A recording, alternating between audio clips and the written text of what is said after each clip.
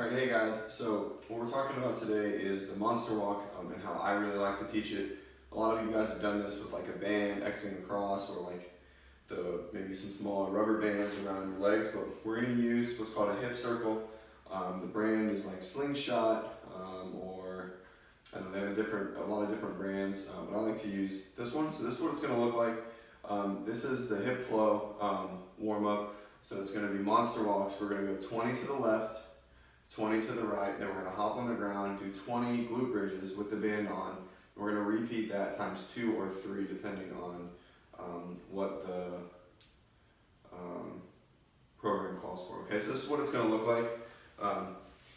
The reason why I like to teach it like this is because a lot of people end up turning their foot up, and as soon as you do, there's nothing inherently wrong with this, but I'm really trying to focus on activating these lateral stabilizers and working the lateral glutes. And to do that, we have to keep the feet straight. So start over here.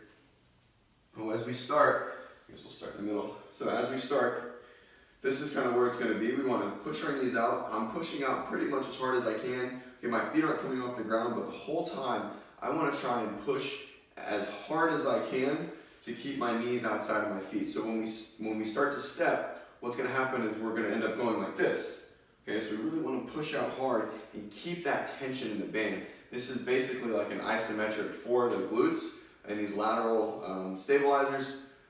So it's going to really burn. All right, that's kind of the goal. Same thing when we do the glute bridge. We're pushing out the whole time. We're going to go over that in a second. Okay, so it's going to look like this. So it's going to be a big step, keeping the tension. We don't want to get to this position when we step. Okay, little step, keeping the feet straight, knees outside the toes. Big step, little step. Big step, little step. And what we don't want is this. All right, we don't want this knee to collapse forward. We don't want the feet to spin out. And we don't want to step in front or behind. So find a line where we can go along. Okay, big step, little step, big step, little step. Come back this way. And again, as you notice, you can see my knees are tracking out. Big step, little step, big step, little step. And I'm not getting here. All right, and I'm also not getting here. Okay, so now we're going to go over the glute bridge. All right. So the glute bridge, we're pushing out hard into the band. The feet are just inside hip width apart. Keeping tension in the band the whole time. We're going to elevate and then come back down. When we elevate, our goal is to make a straight line from our shoulder through our hip to our knee. So this is not full extension. This is keeping your knees pushed apart the whole time. So don't let the knees come in at all. Push. And then we're going to do 20 of those. So 20 left, 20 right, 20 on the ground, and then we'll repeat. All right, feel the burn.